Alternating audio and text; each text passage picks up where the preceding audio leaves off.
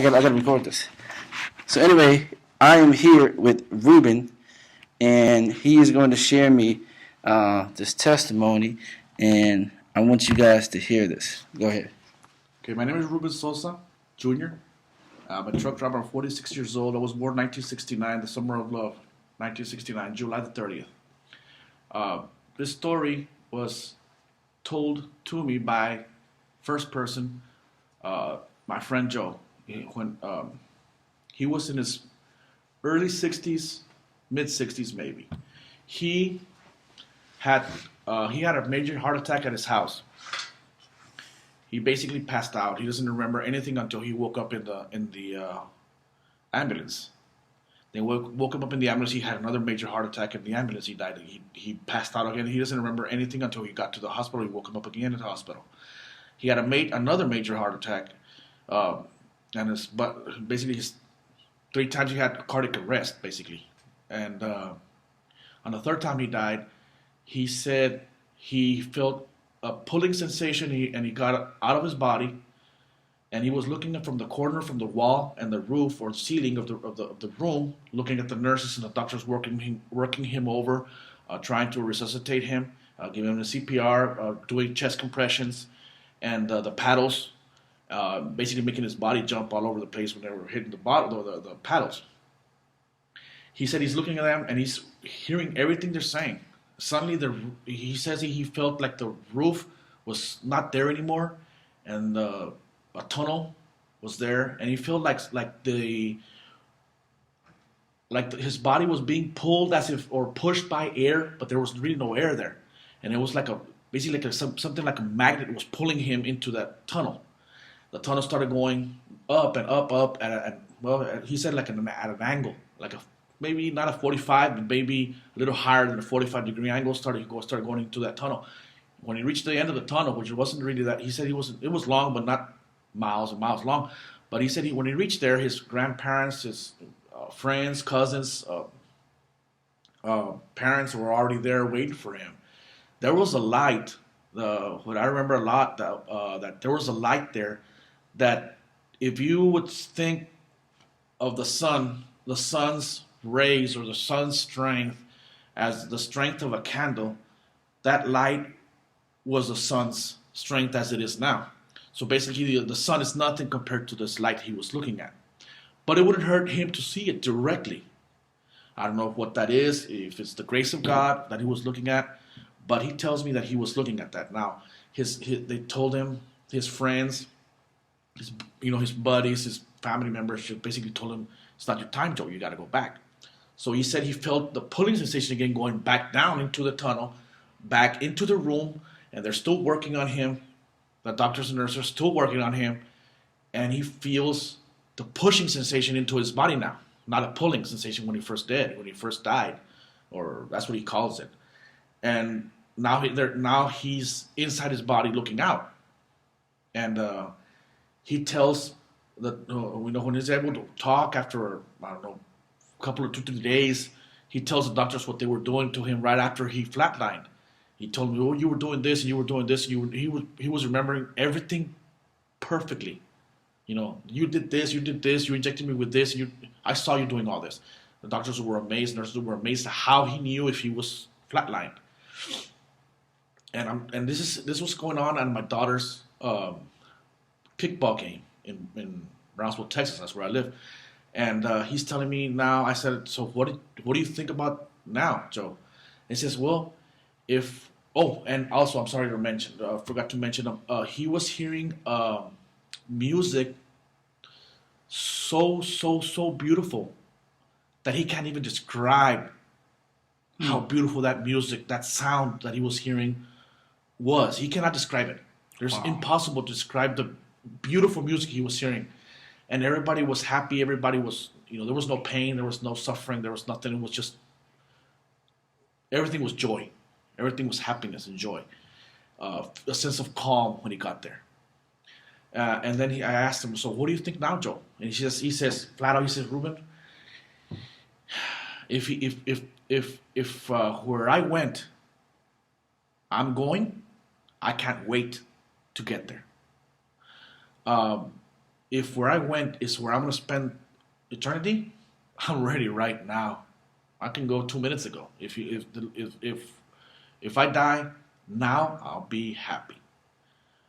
And that story itself was really, or I always remember it because it was so vivid. He the way he told it to me, and I was listening to him talking, and I'm imagining and seeing everything in my mind, and and he told me that over 12 years ago, and I still remember every detail he told me that of him going to that place and coming back. And if he said, he wasn't really religious ever, but he said if the Lord, that's where He was going to send me, I'm ready. So he said, and he tells me, I asked him, Joe, are you afraid of dying? Were you afraid of dying before? He says, yeah. Are you afraid of dying now? No, none at all, none whatsoever. So that's that testimony about him. Now, let me ask you something. Was he a Christian? No. Like, he wasn't a Christian? He wasn't. He was. I think he was baptized as a Catholic when he was a baby, but I don't think that I remember ever him going to church ever. But he raised his girls to be good. He had 3 girls, 1 boy. One of them, the daughters, is not. I want to say she has. It is not autism, but there's something going on with her. One of the daughters is a nurse. The other daughter, I can't remember what she does. The baby boy, he's a Marine. He went to the service. He's a Marine. I don't know what he's doing now, but he brought up his kids right. So Did you see a change, like before he had that experience? Did you see a change in his demeanor afterwards? Like, well, he was in a wheelchair. He was never able to walk again. Wait. After he died, after that, he was in a wheelchair. He was dead so long that it did mess up something with his body, and he wasn't able to walk. He was in a wheelchair when I saw him.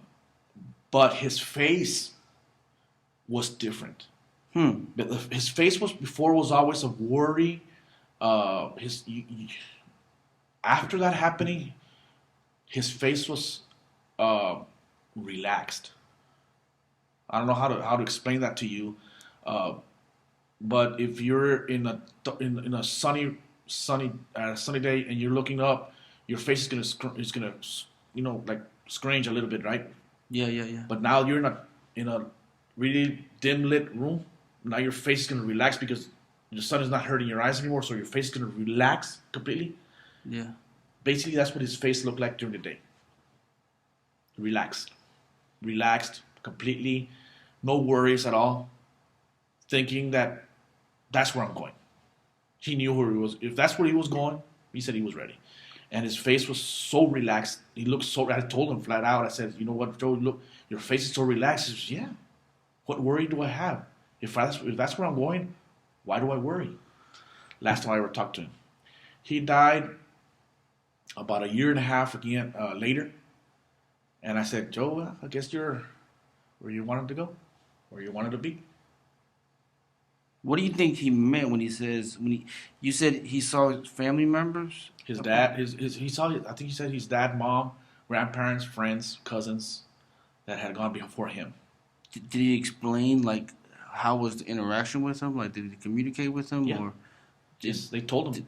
did they what did they do? You remember all that they told him? Like, No, he just told me that they told him, it's great to see you, and they were really happy that he was there. Mm-hmm. They were able to see him again, but I don't remember if it was the grandparents. I think it was I don't know, but I don't remember this. That if it was the grandparents or the grandfather that told him it was not your time, and I'm pretty sure it is, but I'm never gonna know now, but because he's gone now. But I think it was his grandfather told him it's not your time. You have to go back. But they were really, really happy to see him, and he said he felt a peace that he had never felt before. But he brought some of that peace back with him because his face was so. You felt it? Yes, I felt the way he spoke the last time I had seen him, and that time I saw him, was very, very different. His demeanor and his voice was so different than before. And it wasn't because he was, because he was in his wheelchair. Well, a lot of people would have been more or angrier or more depressed because now he was in a wheelchair, and before this he was walking around. He was more relaxed. He was more content with life or with what he had been through. Now that he was disabled, than when he was walking around. Wow, so he was more miserable when he was walking around. Yeah. Now that he's disabled because he had the experience, what were some of the things that do you remember? What are some things that he was stressed out about before he died? He had a mom and pop store. He was the owner of a mom and pop store. He was always worried about that, having to close it down. And he did a couple of times. He would open it back up, and he always had, he was always worried about money. He was always worried about, everything. After that happened, I don't know if God told him, "You did good on your life. You're good. You're gonna go." Or what he felt, but him being in a wheelchair did not affect him at all. He was actually more content, more at peace after the fact than before. He was another man completely. What do you think? What do you think his grandfather meant when he said, "It's not your time yet"? Well, basically, he still had some things to do down here. I don't know if it was talk about what he saw. I don't know, or what he went through, or what his basically not. I don't know how to say it, but what he had to do. I don't know what he had to do. That the reason that they told him back, or if it was just written that he was not supposed to die yet, but that's what they told him. So his says